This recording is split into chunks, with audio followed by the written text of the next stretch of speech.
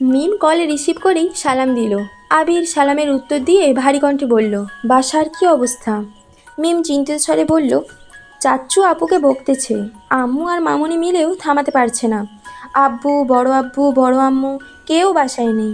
আমাকে আর ভাইকেও ধমকে রুমে পাঠিয়ে দিয়েছে। আবির আর কিছু না বলেই কল কেটে দিয়েছে। তৎক্ষণাৎ বাড়ির উদ্দেশ্যে রওনা দিল। আবির সেদিনই চাচ্চুর মনের কথা বুঝেছিল। এই ঝামেলাটা হওয়ারই ছিল, কিন্তু আজ রেজাল্ট দিবে এটা আবিরের জানা ছিল না। জানলে হয়তো আজ বাসা থেকে বেরই হতো না। বাইকের গতি বুঝিয়ে দিচ্ছে ভেতরে ভেতরে আবির কতটা ক্ষিপ্ত। বাসার গেটটা কোনো রকমে পেরিয়ে বাইক রেখে ছুটে গেছে অন্দরমহলে। ড্রয়িং রুমে সোফায় বসে আছেন মোজাম্মেল খান। ওনার পাশে হালিমা খান স্বামীকে শান্ত করার চেষ্টা করছে। সিঁড়ির পাশে ভীত হয়ে দাঁড়িয়ে আছে মেঘ। চিবুক নেমে গলার সঙ্গে মিশে আছে। কান্নার তোপে সামনের দিকে চুলগুলো গালে লেপ্টে আছে। দৃষ্টি তার ফ্লোরের দিকে। আকলিমা খান রান্নাঘরে। ভাসুরকে থামানোর সাধ্য নেই বলেই সরে পড়েছেন। আলী আহমেদ খান মালিহা খানকে নিয়ে ডাক্তার দেখাতে গিয়েছিলেন, এখনও ফেরেনি। ইকবাল খান হয়তো কোনো কাজে বেরিয়েছেন। মোজাম্মেল খান তখনও রাগান্বিত কণ্ঠেই বলে যাচ্ছেন, তোকে এত আদর ভালোবাসা দিয়ে কি হলো? সরকারি মেডিকেলে চান্সটাও পাসনি। কত গর্ব করে সবাইকে বলেছিলাম আমার মেয়ে মেডিকেলে পড়বে। এখন কোন মুখে বলবো যে আমার মেয়ে চান্স পায়নি? তোকে এতটুকু বলতেই আবির উচ্চস্বরে বলে উঠল, এই মেঘ, রুমে যা। আচমকা আবিরের কণ্ঠ শুনে মেঘ কিছুটা কেঁপে উঠল। মোজাম্মেল খানও থেমে গেলেন। মেঘ মুখ তুলে আবিরের দিকে তাকিয়েছে। কাঁদতে কাঁদতে চোখ লাল করে ফেলেছে। মোজাম্মেল খান বাসায় ফেরার পর থেকেই মেঘকে বকেই যাচ্ছেন। ঘুরে ফিরে এক কথাই বারবার বলছেন, এত আদরে থেকে এত সুযোগ সুবিধা পেয়েও মেডিকেলে চান্স পাসনি। ছেলে যেমন ভণ্ড, মেয়েটাও এরকমই হচ্ছে। সামান্য একটা ভর্তি পরীক্ষাতে চান্স পেতে পারেনি। এই থেকে শুরু করে আর যা যা বলার ছিল সবই বলেছেন। অতিরিক্ত রাগে মানুষের বুদ্ধি লোপ পায়। তখন যা বলে তার বেশিরভাগই অহেতুক আর বিবেকহীন কথা। মেঘ সিক্ত আঁখিতে আবিরের দিকে তাকিয়েই আছে। আবির নিরেট কণ্ঠে পুনরায় বলল, রুমে যেতে বলেছি তোকে। মেঘ মাথা নিচু করে ফেলেছে। বাবার দিকে তাকানোর সাহস পাচ্ছে না। এতক্ষণ বাবার ধমক খেয়েছে, এখন আবির ভাইয়ের ধমক খাওয়ার আর ইচ্ছে নেই। তাই ধীর পায়ে সিঁড়ি দিয়ে উঠতে লাগলো। আবির কয়েক কদম এগিয়ে সোফার কাছাকাছি এসে দাঁড়িয়ে মোজাম্মেল খানের দিকে তাকিয়ে গম্ভীর কণ্ঠে বলা শুরু করলো, যা হওয়ার তা হয়ে গেছে। এমন তো নয় যে মেঘ চেষ্টা করেনি, আর এমনটাও নয় যে সে পাশ করেনি। আপনার যদি পড়ানোর ইচ্ছে থাকে তাহলে এত এত প্রাইভেট মেডিকেল কলেজ আছে, ওইখানের কোনোটাতেই পড়াতে পারেন। মেঘ রুমে যেতে যেতে আবিরের কথাগুলো শুনেছে। আবির ভাই যে বাপের বকার হাত থেকে মেঘকে বাঁচাতে এসেছে এটা ভেবেই মেঘ অবাক হয়ে যাচ্ছে। কিছুদিন আগে উনি নিজেই বলেছিলেন ডিইউতে চান্স না পেলে পা ভেঙে ঘরে বসিয়ে রাখবেন, অথচ আজ সেই মানুষটার ভিন্ন রূপ। একটা মানুষের কত রূপই না হতে পারে। মোজাম্মেল খান রেগে বললেন, প্রাইভেটে পড়ানোর ইচ্ছে থাকলে মাস শেষে এত এত টাকা মেয়ের পড়াশোনার জন্য খরচ করতাম না। বাসা থেকে বের হলেই আশেপাশের মানুষ আমায় প্রশ্ন করবে কেন চান্স পায়নি। কি বলবো আমি তখন? আবির দীর্ঘশ্বাস ফেলে বলল, আপনি কি চাইছেন এখন ঘন্টার পর ঘন্টা মেয়েটার উপর রাগ ঝাড়লেই কি রেজাল্টে পরিবর্তন আনতে পারবেন? অ্যাডমিশন টেস্টের সময় একটা মানুষ এমনিতেই ডিপ্রেশনের মধ্যে দিয়ে সময় পার করে, সেখানে তাকে এভাবে কথা শোনাচ্ছেন। আজ আপনার যতটা কষ্ট হচ্ছে তার থেকেও হাজার গুণ বেশি কষ্ট হচ্ছে মেঘের। দিনরাত এক করে চান্স পাওয়ার জন্য পড়াশোনা সে করেছিল। বাবা মা হিসেবে ওকে সাপোর্ট করাটা আপনার দায়িত্ব ছিল, কিন্তু কি বলবো, আপনারা তো সন্তানের থেকেও সমাজকে বেশি প্রাধান্য দেন। কথাগুলো বলে আবির সিঁড়ি দিয়ে উঠে যাচ্ছে। মোজাম্মেল খান নিশ্চুপ বসে আছেন। ভেতরে ভেতরে এখনও রাগে ফুঁসছেন, কিন্তু আবিরের বলা কথাগুলোর প্রতি উত্তর ছিল না বলেই চুপ করে গেছেন। হালিমা খানও শান্ত স্বরে স্বামীকে বুঝাচ্ছেন। মেঘ বিছানায় উপুর হয়ে শুয়ে কাঁদছে। চুলগুলো এলোমেলো হয়ে ছড়িয়ে আছে। আবির একটু শব্দ করেই দরজায় ধাক্কা দিল, কিন্তু মেঘের কোনো সাড়া শব্দ নেই। অবিরত কেঁদেই যাচ্ছে। এই কান্নার কোনো অন্ত নেই।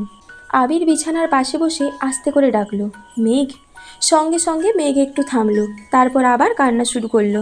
আবির আলতোভাবে মাথায় হাত রেখেছে। এলোমেলো চুলগুলো কিছুটা গুছিয়ে স্বাভাবিক কণ্ঠে বলল, তোর সাথে কথা আছে, ওঠ। মেঘ কাঁদতে কাঁদতে উত্তর দিল, আমার সাথে কথা বলতে হবে না, আপনি চলে যান।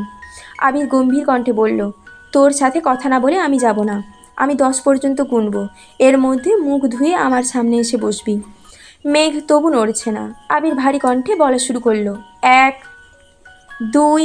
মেঘ তড়িঘড়ি করে উঠে ওয়াশরুমে চলে গেছে। মেঘের এই তড়িঘড়ি দেখে আবির মৃদু হাসলো।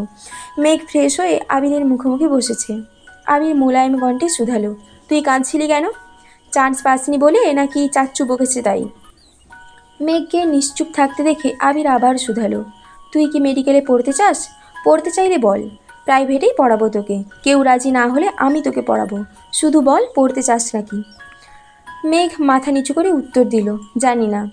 এই প্রশ্নের উত্তর নেই মেঘের কাছে, কারণ ছোটবেলা থেকেই ভালো স্টুডেন্ট হওয়ায় জেএসসির পর সবার মতো পরিবারের কথায় তাকেও সায়েন্স নিতে হয়েছিল। আর সায়েন্স নেওয়া মানেই বাড়ির মানুষ ডাক্তার বানানোর স্বপ্ন দেখা শুরু করে। সবার স্বপ্নকে বাস্তবায়ন করতেই এতদিন সে চেষ্টা করে এসেছে। আবির শ্বাস ছেড়ে ভারী কণ্ঠে বলা শুরু করলো, দেখ, যদি এমন হয় ডাক্তার হওয়াই তোর একমাত্র লক্ষ্য, তুই মন প্রাণ দিয়ে চাস ডাক্তার হতে, তাহলে তুই প্রাইভেটে পড়তে পারিস। প্রাইভেট থেকে পড়েও প্রতি বছর হাজার হাজার ভালো ডক্টর বের হচ্ছেন। কিন্তু যদি মনে হয় ডাক্তার হওয়া তোর একমাত্র স্বপ্ন নয়, তুই সায়েন্স নিয়েছিস আর আশেপাশের মানুষ চাইছে তুই ডাক্তার হ, শুধুমাত্র তাদের ইচ্ছা পূরণ করতে মনের বিরুদ্ধে তুই ডাক্তার হতে চাচ্ছিস, তাহলে আমি বলবো কোনো দরকার নেই। কারো কথায় বা কারো চাপে নিজের ইচ্ছেকে কখনোই মাটি চাপা দিবি না। তোর যেখানে পড়তে ইচ্ছে করে তুই সেখানেই পড়তে পারিস। কে কী বলবে সেটা আমি বুঝবো। মেঘ নির্বাক চোখে চেয়ে আছে আবির ভাইয়ের মুখের পানে। আবিরের বলা কথাগুলো শুনে মেঘের চোখ আবারও টলমল করছে। তার আব্বুও তো কথাগুলো এভাবে বলতে পারত।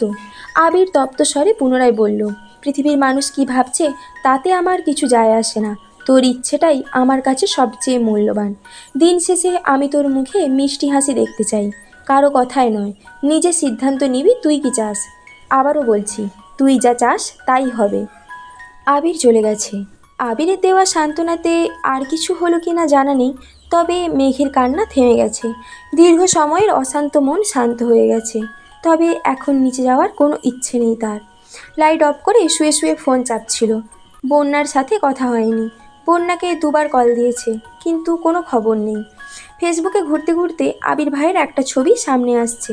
এতদিন পড়াশোনার চাপে আবির ভাইয়ের আইডিটাও ঘুরে দেখা হয়নি, তাই আজ সময় নিয়ে আইডিতে ঘুরতেছে। হঠাৎই চোখে পড়ল সামনে আবির ভাইয়ের জন্মদিন। মেঘ দিন গুনছে, আর মাত্র 3 দিন বাকি। কিভাবে কি করবে এসব ভাবতে ভাবতে রেজাল্টের চিন্তা মাথা থেকে চলে গেছে। তারপর কখন যে ঘুমিয়ে পড়েছে কে জানে। কিছুক্ষণের মধ্যে মালিহা খান আর আলী আহমেদ খান বাসায় ফিরেছেন। মেঘের মন খারাপ শুনে দেখতেও গিয়েছিলেন, কিন্তু মেঘ ঘুমাচ্ছে দেখে ডাকেনি।